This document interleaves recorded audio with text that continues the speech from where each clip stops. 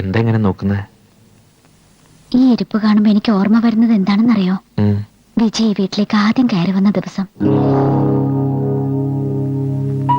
അതേ നിഷ്കളങ്കമായ മുഖം. പിന്നെ ഞാനൊരിത്തിരി സ്വാതന്ത്ര്യം കൂടുതലെടുത്തു. വിജയോട് ചോദിക്കാതെ നമ്മുടെ മാരേജ് അനൗൺസ് ചെയ്തു. എനിക്കറിയാം വിജിക്ക് എന്നെ ഇഷ്ടമാണെന്ന്.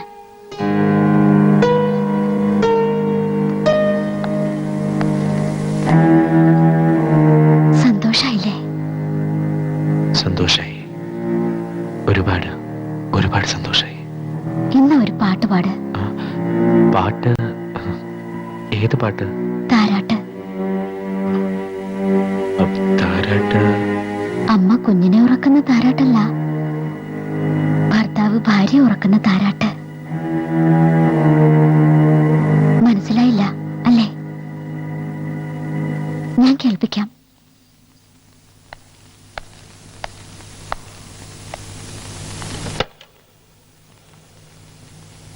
നീ ഒരു മാലാഖയെ പോലെ ഉറങ്ങുന്നു.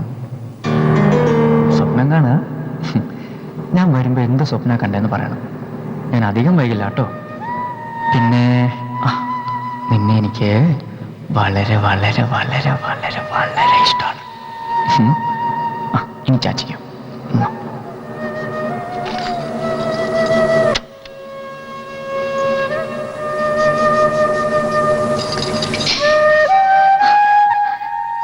ഇത് പാടാൻ ബുദ്ധിമുട്ടാണല്ലേ?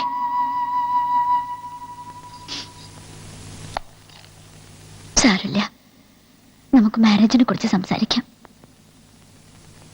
വളരെ സിമ്പിൾ ആയിട്ട് മതി. നമ്മുടെ അടുത്ത ഫ്രണ്ട്സിനെ മാത്രം വിളിച്ചാൽ മതി, പോരെ? പക്ഷെ അതിനു മുൻപ് ഒന്നുകൂടി നമുക്ക് ഹൈൻബർഗ് വരെ പോണം. അവിടുത്തെ സൺസെറ്റിന്റെ ഫോട്ടോ എടുക്കണം. മഹിക്ക് പൂർത്തിയാക്കാൻ കഴിയാതെ പോയ മോഹം പൂർത്തിയാക്കണം. എന്നാലേ മഹിയുടെ ആത്മാവിന് ശാന്തി കിട്ടുമെന്ന് എന്റെ മനസ്സ് പറയുന്നു. എന്നെ കൊണ്ടുപോവോ? കൊണ്ടുപോവാം. എപ്പോ? എപ്പോഴാ പോണ്ടത്? നാളെ. വീണയുടെ ഇഷ്ടം പോലെ. Thank you. Good night.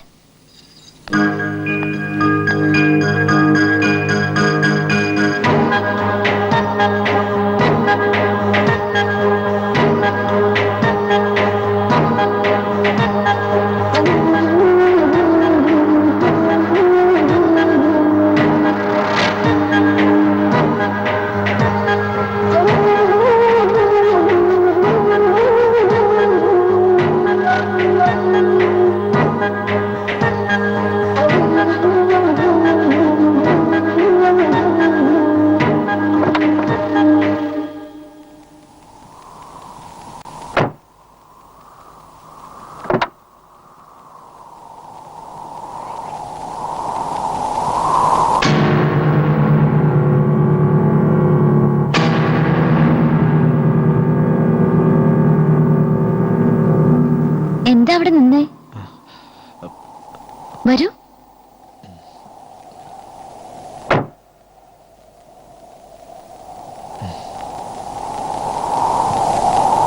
ഇത് പിടിക്കേ. എന്താ? കുറച്ച് ഡോക്യുമെന്റ്സാ.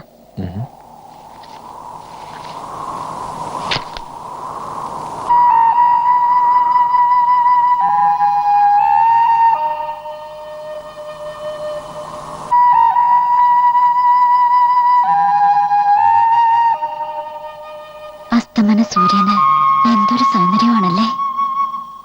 ഒരു സ്വർഗീയ തേജസ്.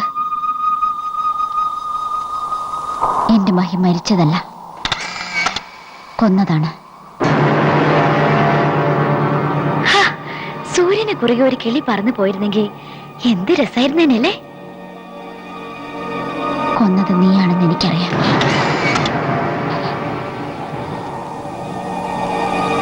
മാനത്തൊരുങ്ങി നിൽക്കണ മേഘങ്ങളെ നോക്ക്. യാത്രാമൊഴി ചൊല്ലുന്ന സൂര്യന് മംഗളം നേരും പോലെ. എങ്ങനെയാ കൊന്നതെന്നും എനിക്കറിയാം.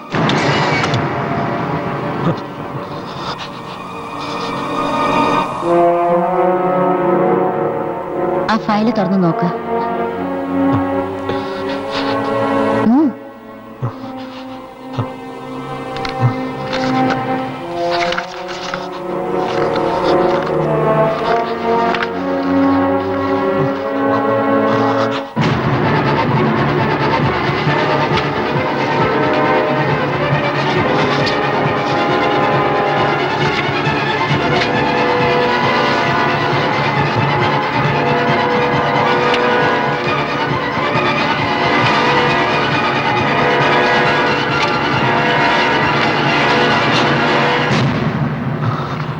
ഞാൻ ഒരിക്കൽ പറഞ്ഞില്ലേ ക്യാമറ മഹിയുടെ ആത്മസുഹൃത്താണെന്ന്.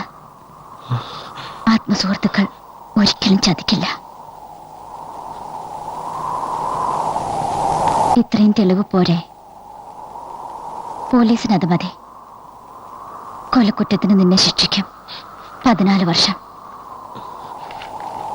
പക്ഷെ ആ ശിക്ഷ പോരാ നിനക്ക്. നീ കൊന്നത് ഒരാളെയല്ല, 3 പേരെയാണ്.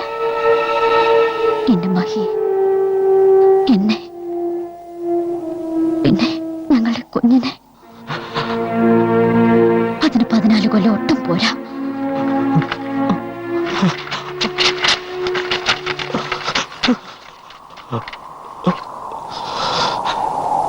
ഇത് പിടിക്ക്.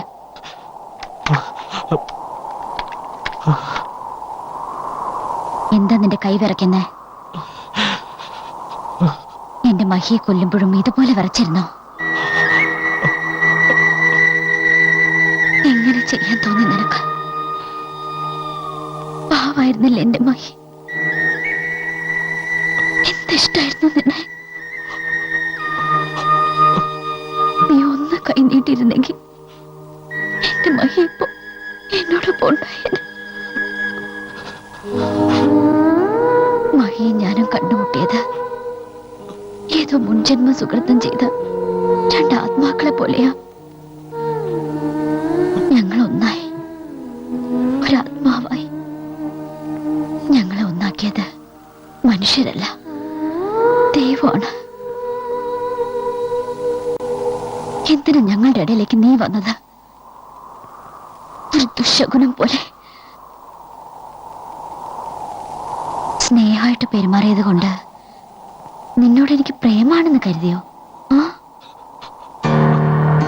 മഹിയെ ഇല്ലാതാക്കിയ എന്നോട് സുഖമായിട്ട് ജീവിക്കാന്ന് കരുതിയില്ലേ?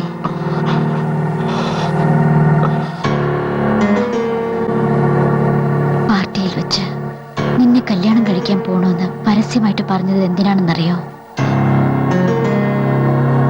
അപ്പോഴത്തെ നിന്റെ മുഖം ഒന്ന് കാണാൻ.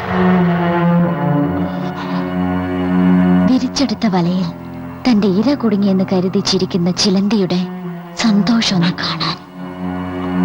ആ സന്തോഷം നിനക്ക് ഞാൻ അറിഞ്ഞുകൊണ്ട് തന്നതാണ്. നിന്റെ അവസാനത്തെ സന്തോഷം.